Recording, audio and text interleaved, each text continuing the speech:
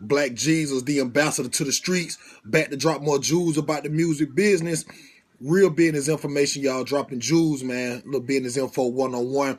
This video right here is part 2 of the how to make money right now in the music business. So, just to go in depth about, just to recap on the first half of the video, I was explaining how you can use the internet to gain money based on your YouTube follows, based on your website you built in order to to get your whole thing off the ground.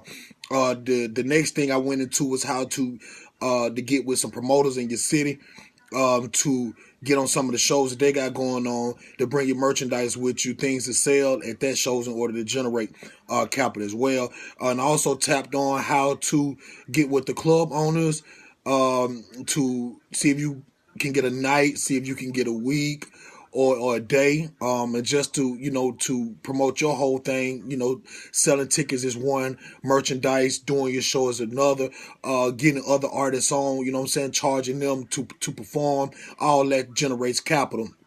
But I want to go into depth because I want everybody to understand that this is not a whole fly-by-night kind of thing. These are steps that you have to put in as far as the formula. But to make the whole thing work, you still have to do the work. It's a process. It's not going to happen overnight. Now, for example, when you're getting with club owners and you building your brand, it's a certain way you're supposed to look as far as your presentation is concerned, as far as your professionalism, how you talking to these club owners, shaking hands, kissing babies. It's almost like you running for office. When you get with a club owner on an off day, don't try to go in on a Friday night or a night that's popping. You want to catch them on an off day. And you want to go in when there's nothing going on, and you want to be professional. You want to have your look a certain way. Your appearance supposed to be a certain way. The way you conduct business is a certain way. For example, looking at that person in the eyes when you talk to them, using certain words, taking yourself out of your element, going into that businessman or businesswoman mode, and to go in there and interact with that person who you're trying to do business with.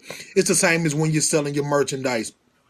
You don't want to come off all arrogant, the way people supposed to be supporting you. You want to come off humble. You want to gain your fans, your diehard fans. You want to get their contact, their emails. You want to stay with them.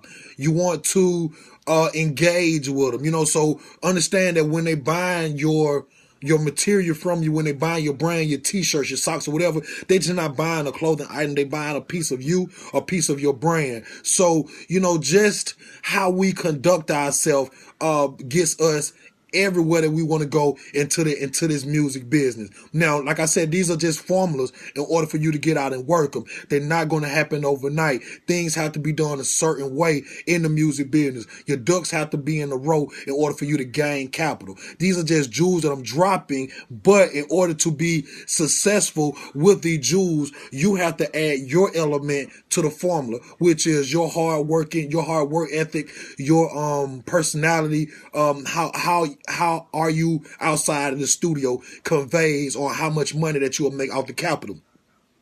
Also, I want to tap into the ISRC codes and how to get your song synced so you'll be ready for your digital distribution, because not having a ISRC code, which is your international state recording code, on your music, pretty much just have your music sitting on the shelf.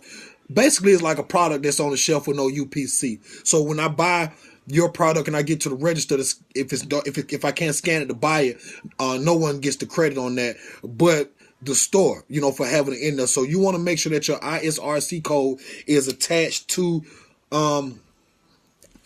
your music. So when a person goes to purchase it, then that ISRC code or that international state recording code goes right back to your account. It goes right to you, right into your pocket. Now, just a little secret is, when you guys get your digital distribution, they give you an ISRC code, or you can purchase your own international state recording code. And these are, like I said, these are also ways to generate capital. So even though we know the formulas of how to make money into the music business, just talking about it, but really going out and executing it and doing it the right way in order to gain more people to your brand, super fans, mega fans, so they will be able to support you. That's where the work comes in, and you as an artist has to pick up. It's all about your personality. It's all about your attitude. It's all about how you conduct yourself.